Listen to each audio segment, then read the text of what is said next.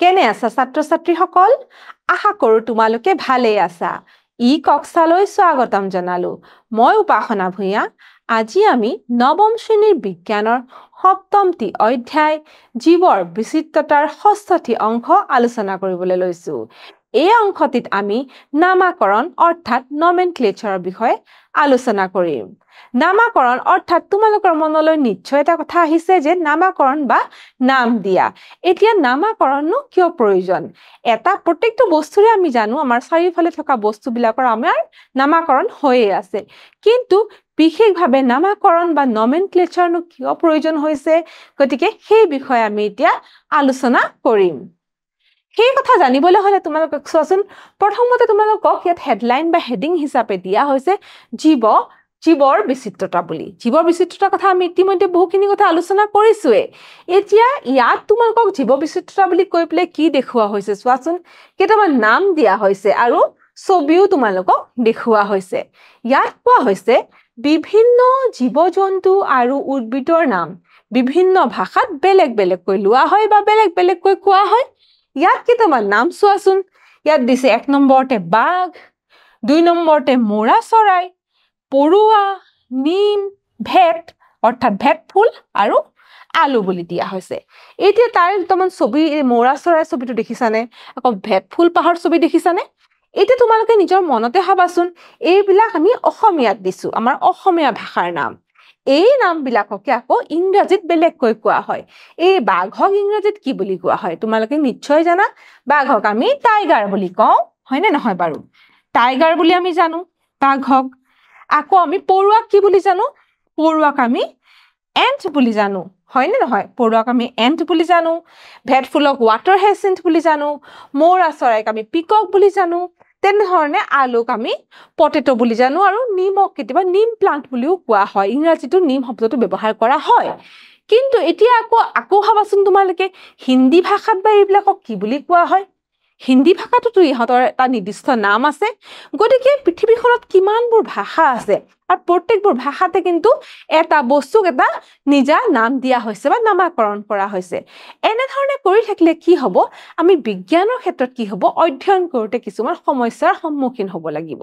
কাৰণ এঠাইৰ পৰা আন ঠাইলৈ যাওঁতে একেটা বস্তুৰে যেতিয়া বিভিন্ন নাম লোৱা হয় তেতিয়াহ'লে আলোচনা বিলোচনা কৰোঁতে বা অধ্যয়ন কৰোঁতে কিছুমান সমস্যা আহি পৰিব নিশ্চয় পাৰে ইয়াত চোৱাচোন ইয়াত তোমালোকক এটা চিত্ৰ দেখুওৱা হৈছে এই চিত্ৰটো তোমালোকে চিনি পাইছানে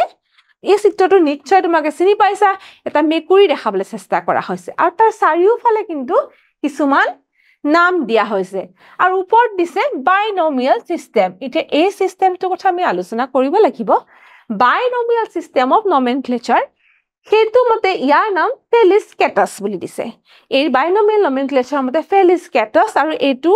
গতিকে এনেকুৱা এটা নাম সকলোৱে জানে এইটো হৈছে ইয়াৰ নাম ইয়াৰ বিষয়ে আমি সকলোৱেটো কেনেকৈ জানে এইটো নাম সকলোৰে পৰিচিত নামটো এইটো হ'ব পাৰে বুলি কৈছে সেইটো কিয় হয় সেইটো আমি পৰৱৰ্তী সময়ত আলোচনা কৰিম কিন্তু বিভিন্ন ভাষাত বা বিভিন্ন দেশত কি হয় এই মেকুৰীটোকে বিভিন্ন ধৰণে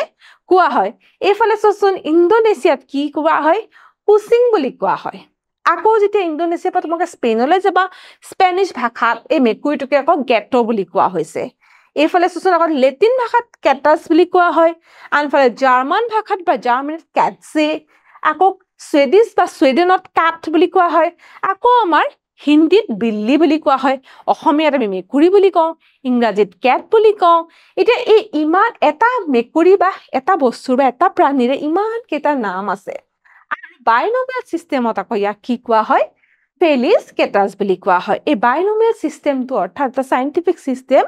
অফ নেমিং বা নামাকৰণৰ এটা বৈজ্ঞানিক পদ্ধতি তাৰ কথা আমি এতিয়া আলোচনা কৰিম এই বৈজ্ঞানিক পদ্ধতিৰে কি হয় এটা প্ৰাণীক গোটেই পৃথিৱীতে এটা নামে দিয়া হয় ইয়াত চোৱাচোন তোমালোকক কোৱা হৈছে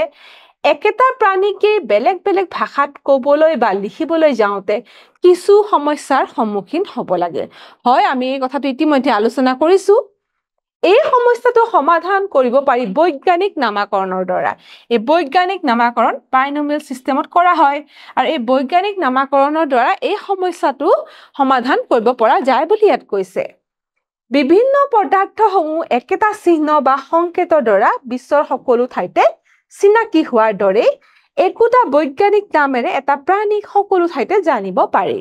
তোমালোকে ইয়াৰ আগৰ অধ্যায়বিলাকত আমি যেতিয়া পঢ়ি আছিলো তেতিয়া তোমালোকে নিশ্চয় পাইছা যে বিভিন্ন মৌলক আমি কি হয় সমগ্ৰ বিশ্বতে কিন্তু একেটা চিহ্নৰে আমি চিহ্নিত কৰিছিলো বা একেটা নামে আমি দিছিলো যাতে সমগ্ৰ যিয়ে ভাষা লাগিলে আমি ব্যৱহাৰ নকৰো আমি কিন্তু হাইড্ৰোজেনৰ চিহ্নটো আমি কি বুলি ব্যৱহাৰ কৰিম H বুলি আমি ব্যৱহাৰ কৰিম লাগিলে ইংৰাজীতে হওক লাগিলে অসমীয়াতে হওক হাইড্ৰোজেনৰ চিত্ৰ H আৰু হিলিয়ামৰ হাইড্ৰোজেনৰ চিহ্ন H আৰু হিলিয়ামৰ চিহ্ন হ'ব HE তোমালোকে এইখিনি কথা ইয়াৰ আগৰ অধ্যায়বিলাকত পাইছাই গতিকে যেনেকে আমি বিভিন্ন মৌল বা বিভিন্ন পদাৰ্থ বা ৰাসায়নিক পদাৰ্থবিলাক কিছুমান সংকেত বা চিহ্নৰে সমগ্ৰ বিশ্বতে একেটা সংকেত বা একেটা চিহ্নৰে জানো তেনেকে প্ৰাণীসমূহকো তেনেকুৱা ধৰণৰ কৰিব পাৰি নেকি নিশ্চয় পাৰি প্ৰাণীসমূহকো তেনে ধৰণে নামাকৰণ কৰিব পাৰি যাৰ ফলত আমাৰ সকলোৰে সুবিধা হ'ব বুলি কোৱা হৈছে একেদৰে একোটা জীৱৰ বৈজ্ঞানিক নাম সকলো ঠাইতে একে আৰু পৃথিৱীৰ সকলো অঞ্চলতে জীৱৰ চিনাক্তকৰণত এই নামকে ব্যৱহাৰ কৰা হয় গতিকে যেতিয়া আমি একেটা নামকে পাম সেই নামটোৱে বিশ্বৰ সকলো ঠাইতে প্ৰচলিত হ'ব সেইটো হৈছে বৈজ্ঞানিক নাম অৰ্থাৎ সাইন্টিফিক নেম আৰু তাৰ ফলত কি হ'ব যেতিয়া মই সাইন্টিফিক নেমটো কৈ দিম তেতিয়া সবেই সকলো ঠাইতে বুজি পাব যে সেইটো পদাৰ্থ বা সেই প্ৰাণীটো কোনটো প্ৰাণী বা সেই জীৱটো কোনটো জীৱৰ কথা কোৱা হৈছে ইয়াত দিছে আকৌ এটা কথা যে আজিৰ বিশ্বত ব্যৱহৃত জীৱৰ বৈজ্ঞানিক নামাকৰণৰ পদ্ধতিটো কেতিয়া আৰম্ভ হৈছিল 18শ শতিকাতে কোনে আৰম্ভ কৰিছিলে কেৰোলাছ লিনিয়াছ তেখেতে এই পদ্ধতিটো আৰম্ভ কৰিছিলে এতিয়া এইখিনিতে তোমালোকক মই জনাই থওঁ যে এটা পদাৰ্থ যেনেকে একেটা নামেৰে সকলো ঠাইতে পৰিচিত হ'ব পাৰে তেনেকে এটা প্ৰাণী এটা সাইন্টিফিক নেম বা এটা বৈজ্ঞানিক নামেৰে সকলো পৃথিৱীতে সেই নামেৰে প্ৰচলিত হ'ব পাৰে যেনেতে আমি যদি এতিয়া উদাহৰণ লওঁ বাঘৰ উদাহৰণটো লওঁ বাঘৰ উদাহৰণটো লৈছো বাঘটো আমি কি হৈছে অসমীয়া ভাষাত বাঘ বুলি কৈছো বাঘক আমি আকৌ ইংৰাজীত কি কওঁ টাইগাৰ বুলি কওঁ টাইগাৰ কিন্তু বাঘ বুলি কওঁ টাইগাৰ বুলি কওঁ এতিয়া আকৌ ইংৰাজীত আমি টাইগাৰ বুলি কওঁ হিন্দীত বেলেগ ক'ব পাৰো ইণ্ডোনেছিয়াত বেলেগকে ক'ব আকৌ ছুইডেনত বেলেগকে ক'ব অষ্ট্ৰেলিয়াত বেলেগকে ক'ব কিন্তু এতিয়া আমি সমগ্ৰ বিশ্বতে এটা তাৰ বৈজ্ঞানিক নাম ল'ব লাগিব বা বৈজ্ঞানিক নাম আছে সেই নামটো কোৱাৰ লগে লগে কিন্তু সমগ্ৰ বিশ্বতে সকলোৱে জানিব যে সেইটো বাঘৰ কথা আমি বাঘ বোলা প্ৰাণীটোৰ কথা কৈছে আৰু এই বাঘৰে যিটো সাইন্টিফিক নেম বা বৈজ্ঞানিক নাম সেইটো হৈছে কি সেইটো হৈছে পেন্থেৰা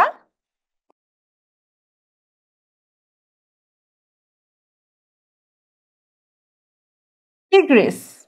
বা পেন্থেৰা টাইগ্ৰিছ গতিকে এই বাঘ বা টাইগাৰ আমি অসমীয়া আৰু ইংৰাজীত কি কওঁ দুটা ভাষাত আমি লিখিলো দুটা নাম পালো আকৌ হিন্দীত বেলেগকে ক'ব পাৰি মণিপুৰীত বেলেগকে ক'ব পাৰি বা বিভিন্ন আমাৰ বিশ্বৰ বিভিন্ন ৰাজ্যত বেলেগ ধৰণে ক'ব কিন্তু আমাৰ বৈজ্ঞানিক নাম এই বাঘ বা টাইগাৰৰ বৈজ্ঞানিক নামটো কিন্তু হৈছে পেন্থেৰা টাইগ্ৰিছ এটো সকলো দেশতে যিয়ে ভাষা নহওক কিয় বৈজ্ঞানিক নাম বুলি ক'লে পেন্থেৰা টাইগ্ৰিছ বুলি ক'লে আমি বাঘকে বুজিম গতিকে ইয়াৰ পৰা তোমালোকে নিশ্চয় বুজিছা যে এই বৈজ্ঞানিক নামৰ ব্যৱহাৰে কেনেকৈ সুবিধা কৰি দিছে ইয়াত চোৱাচোন একে লক্ষণ বিশিষ্ট জীৱসমূহ একেলগে ৰাখি কৰা শ্ৰেণী বিভাজনৰ উদ্দেশ্যই হৈছে জীৱৰ নামাকৰণত সহায় কৰা এতিয়া তাৰ পিছত এটা জীৱবিলাকক যে আমি বিভিন্ন ধৰণৰ জীৱৰ মাজত সাদৃশ্য দেখা পাই এটা শ্ৰেণীত অন্তৰ্ভুক্ত কৰিছো সেয়া কৰা উদ্দেশ্যই হৈছে যে জীৱবিলাকৰ নামাকৰণত বা বৈজ্ঞানিক নামাকৰণত সহায় কৰা কিন্তু যেতিয়া প্ৰকৃত প্ৰজাতিৰ নাম ৰখা হয় তেতিয়া ইয়াত অন্তৰ্ভুক্ত শ্ৰেণী বিভাজনৰ সম্পূৰ্ণ তালিকাখন ৰখা নহয় এতিয়া শ্ৰেণী বিভাজনৰ সম্পূৰ্ণ তালিকাখন ব্যৱহাৰ কৰা নহয় অকল জাতি প্ৰজাতি এনেকুৱা কিছুমান বস্তুহে ব্যৱহাৰ কৰা হয় ইয়াৰ পৰিৱৰ্তে নিৰ্দিষ্ট জীৱৰ প্ৰজাতি আৰু জাতিৰ নামহে উল্লেখ কৰা হয় গতিকে পেন্থেৰা টাইগ্ৰিছ যিটো বাঘৰ যিটো সাইন্টিফিক নেম বা বৈজ্ঞানিক নামৰ উদাহৰণ দিছো তাতে তোমাক গম পাইছা পেন্থেৰা আৰু টাইগ্ৰিছ দুটা শব্দ ব্যৱহাৰ হৈছে এটা হৈছে জাতি আৰু ইটো হৈছে তাৰ প্ৰজাতি অৰ্থাৎ জেনাছ আৰু স্পেচিছ ব্যৱহাৰ কৰা হৈছে কৈছে গোটেই পৃথিৱীতে লেটিন ভাষাত লিখাটো মানি লোৱা হয় গতিকে লেটিন ভাষাটো গোটেই পৃথিৱীতে কিন্তু প্ৰচলিত বা মানি লোৱা হৈছে এতিয়া বৈজ্ঞানিক নাম লিখিবলৈ আমি কিছুমান নিয়ম পালন কৰো এই পেন্থেৰা টিগ্ৰিছ যে মই লিখিছিলো তাতে হেতু যে লিখিম আমি লিখোতে কিছুমান নিয়ম পালন কৰিব লাগিব এতিয়া চোৱা বৈজ্ঞানিক নাম লিখোতে কেইটামান নিয়ম মানি চলা হয় পেন্থেৰা টিগ্ৰিছৰ উদাহৰণকে লওঁ বাঘৰ তুমি লৈছিলো পেন্থেৰা টিগ্ৰিছ আমি বাঘৰ বৈজ্ঞানিক নামটোকে লৈছো এইটো নামৰ উদাহৰণেৰে আমি নিয়মকেইটা বুজিবলৈ চেষ্টা কৰিম জাতিৰ নামৰ প্ৰথম আখৰটো বৰফলা এতিয়া পেন্থেৰাটো যদি জাতিৰ নাম ইয়াৰ প্ৰথম আখৰটো কি দিছো আমি বৰফলা দিছো অৰ্থাৎ জেনাসটো হৈছে বৰফলা ক্যাপিটাল লেটাৰ্স অৰ্থাৎ বৰফলা আখৰেৰে আমি লিখো তাৰ পাছৰ যেটো শব্দ হেতু হৈছে প্ৰজাতিৰ নাম ইয়াৰ পিছৰ শব্দটো প্ৰজাতিৰ নামটোক আমি কি কৰিছো সৰু ফলা আখৰেৰে স্মল লেটাৰ্সেৰে গুটেই প্ৰজাতিৰ নামটো আমি স্মল লেটাৰ্সেৰে লিখিছো তাৰ পিছত ইয়াৰ পিছৰ নিয়মটো কি হৈছে ইয়াৰ পিছৰ নিয়মটো হৈছে যে বৈজ্ঞানিক নামটো মুদ্ৰণত ইটালিক কৰি ৰখা হয় যেতিয়া আমি প্ৰিন্ট কৰো বা লিখো তেতিয়া আমি কি হয় কিতাপে পত্ৰই লিখোতে দেখিবা এইটো ইটালিক্সত লিখা হয় ইটালিক্স ব্যৱহাৰ কৰি লিখা হয় অৰ্থাৎ অলপ বেকা বেকাকে লিখা হয় হেতু তোমালোকে নিশ্চয় জানা বা দেখিবলৈ পাবা যেটা কম্পিউটাৰত কিবা লিখিবা তোমালোকে ইটালিক্স বোল্ড এবিলাক পোৱা যায় হে ইটালিক্সত কিন্তু ইয়া মুদ্ৰিত কৰা হয় বা লিখা হয় হাতে লিখা অৱস্থাত বৈজ্ঞানিক নামটোৰ জাতি আৰু প্ৰজাতি বেলেগে তলত আস্তনা হয় গতিকে যেতিয়া আমি হাতেৰে লিখিম তেতিয়া এটা বেলেগে তলত আস্তনা হয় বা বেলেগে লিখা হয় বুলি ছাত্ৰ-ছাত্ৰীসকল আজি আমি আমাৰ এই অংশটোত নামাকৰণৰ কথা অৰ্থাৎ নমেনক্লেচাৰৰ কথা শিকিলো নামাকৰণ কিয় প্ৰয়োজন আৰু নামাকৰণৰ নিয়মৰ কথাও আমি আলোচনা কৰিলো এতিয়া কেইটামান মূল্যায়নৰ প্ৰশ্ন কৰি চাও প্ৰথম প্ৰশ্নটো আমাক সুধিছে জাৰ্মান ভাষাত মেকুৰী কোৱা হয় cat K-A-T-T cat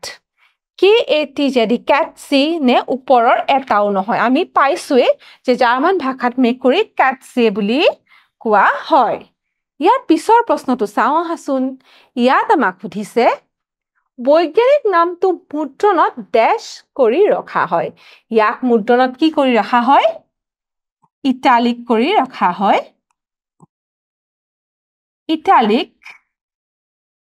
কৰি ৰখা হয় বুলি আমি পাইছো ইতিমধ্যে ইয়াৰ পিছৰ প্ৰশ্নটো চাও আহাচোন ইয়াত আমাক সুধিছে জাতিৰ নামৰ প্ৰথম আখৰটো বৰফলা আৰু প্ৰজাতিৰ নামটো সৰু ফলাত লিখা হয় এইটো আমি নিয়ম ইতিমধ্যে পাইছো গতিকে এইটো একেবাৰে শুদ্ধ গতিকে এইটো শুদ্ধ হয় ছাত্ৰ-ছাত্ৰীসকল আজি আমি আমাৰ এই অংশটোত নমেনক্লেচাৰ অৰ্থাৎ নামাকৰণৰ কথা আমি আলোচনা কৰিলো নামাকৰণনো কিয় প্ৰয়োজনীয় আৰু নামাকৰণেনো কেনে ধৰণৰ সুবিধা আনি দিয়ে আৰু নামাকৰণ নকৰিলে বা বৈজ্ঞানিক নামাকৰণ নাথাকিলে কেনে ধৰণৰ অসুবিধা আমাৰ হ'ব পাৰে লগতে আমি নামাকৰণ কৰিবলৈ লোৱা কিছুমান ব্যৱস্থা বা নিয়মৰ কথা আমি আলোচনা কৰিলো শেষত মূল্যায়নৰ প্ৰশ্নও কৰিলো আজি আমাৰ এই অংশটো ইয়াতে সমাপ্ত হ'ল লগতে আজি আমি আমাৰ এই অধ্যায়টো ইয়াতে শেষ কৰিলো পৰৱৰ্তী অধ্যায়ত আমি আন কিছুমান কথা আলোচনা কৰিম আজিলৈ আহো ধন্যবাদ